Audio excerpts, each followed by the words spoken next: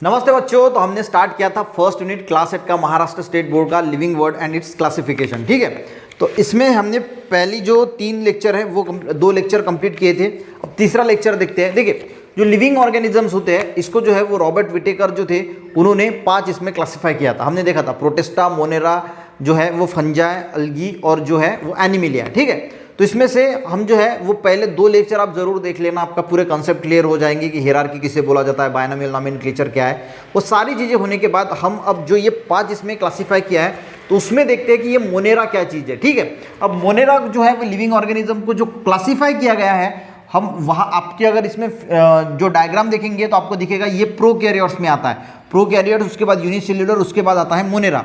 अब प्रोकैरियोट्स का मीनिंग क्या होता है? प्रो का मीनिंग होता है कि भाई बिफोर, और कैरियोट्स का मीनिंग क्या होता है? न्यूक्लियस। ये हमने पिछले लेक्चर में देखा, यानी इसमें न्यूक्लियस जो है वो प्रेजेंट नहीं होता। उसी के साथ ये यूनिसेल्युलर होते हैं और ये मोनेरा, यानी मोनेरा यूनिसेल्युलर रहेगा और इसके सेल के अंदर न्यूक्लियस जो है वो अब्सेंट रहेगा, या फिर सेल ऑर्गेनल जो होते हैं वो भी नहीं रहेंगे, यानी जैसे कि माइटोकॉन्ड्रिया है, राइबोसोम है, एंडोप्लाज्मिक रेटिकुलम है, ये नहीं रहेगा। तो सबसे पहले आपको एक एक्टिविटी दी है। देखिए, तो ये समझ में आ गया। ठीक है, तो एक्टिविटी क्या दी है?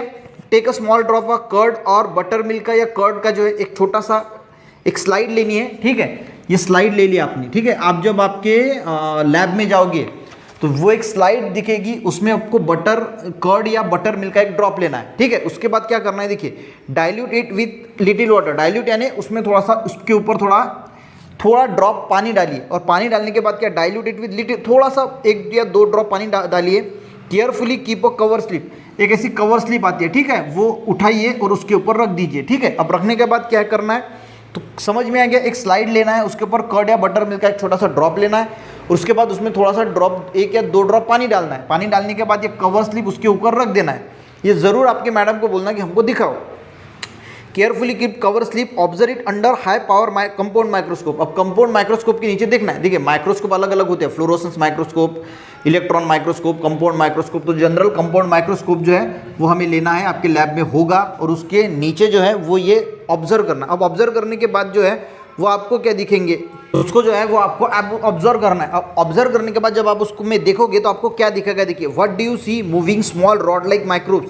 अब आपको ऐसे रॉड लाइक जो माइक्रोब्स है ना, आपको जो बुक है उसमें कुछ डायग्राम्स दी है, तो वैसे कुछ माइक्रोब जो है वो आपको दिखेंगे कि वो मूव हो रहे हैं, यहाँ वहाँ घूम रहे हैं। तो उसको क्या बोला जाता है? उसको बोला जाता है लैक्टोबैसिली बैक्टीरिया। तो ये वर्ड जो है वो 4-5 बार लिख के रख लेना, लैक्टोबैसिली बैक्टीरिया, लैक्टोबैसिली। ठीक है, तो जितने भी बैक्टीरिया है और जो ब्लू ग्रीन अलगी है वो किस में आते हैं? Included in kingdom Monera. यानी जितने भी प्रकार के बैक्टीरिया है और ये जो ब्लू ग्रीन अलगी है वो आएंगे हमारे मोनेरा में, किंगडम मोनेरा में। तो मोनेरा में आपको पता, देखिए इंपॉर्टेंट क्या है? इंपॉर्टेंट आपको ये याद रखना है कि जितनी भी बैक्टीरिया है और ब्लू ग्रीन अलगी है वो आते हैं किंगडम मोनेरा में। जो किंगडम मोनेरा है ये प्रोकैरियोटिक्स है, यानी इसमें सेल जो है वो प्रेजेंट, सेल के अंदर न्यूक्लियस प्रेजेंट नहीं है, सेल ऑर्गेनल प्रेजेंट नहीं है, और ये यूनिसेल्युलर होता है, यानी जो इसमें जो भी आएंगे प्लांट्स, एनिमल, वो एक ही सेल से जो है वो बने होंगे। यहाँ तक क्लियर है? यानी इसके कैरेक्टरिस्टिक बात करें तो all the organisms are unicellular. Kingdom Monera में जो भी आएंगे तो वो यूनिसेल्युलर रहेंगे, यानी वो सारे प्लांट्स, एनिमल जो है वो एक ही सेल से बने हुए रहेंगे। दूसरा रखना है, दे मे बी ऑटोट्रॉपिक और हेटरोट्रॉपिक, यानी एक सेल से बने हैं तो ये जिसमें प्लांट आते हैं जैसे ब्लू ग्रीन अलगी है या बाकी चीज़ें, तो ये खुद का खाना खुद बना पाएंगे या फिर खुद का खाना खुद नहीं बना पाएंगे। यानी ऑटोट्रॉपिक का मीनिंग क्या होता है? कि जो खुद का खाना खुद बना पाते हैं। हेटरोट्रॉपिक यानी जो खुद का खाना खुद बना नहीं पाते, वो दूसरे पे डिपेंड होते हैं। तो एक एटोट्रॉपिक रहेंगे या फिर हेटरोट्रॉपिक रहेंगे। समझ में आ गया? और तीसरा दिया है, दीज आर प्रोकैरियोटिक सेल्स। तो ये इनके अंदर जो सेल होगा वो कैसा होगा? प्रोकैरियोटिक्स होगा, यानी विदाउट डिस्टिंक्ट न्यूक्लियस। हमने पिछले लेक्चर में देखा कि प्रोकैरियोटिक में सेल के अंदर न्यूक्लियस नहीं होता, यानी विदाउट डिस्टिंक्ट न्यूक्लियस और सेल ऑर्गेनल्स, यानी उसके अंदर न्यूक्लियस भी नहीं होगा और जो सेल ऑर्गेनल्स है ये भी प्रेजेंट नहीं होंगे। सेल ऑर्गेनल्स यानी सेल के अंदर जो चीज़ें होती है, जैसे माइटोकॉन्ड्रिया हो गया, राइजोम हो गया, एंडोप्लाज्मिक रेटिकुलम हो गया, तो ये भी चीज़ें नहीं रहेगी।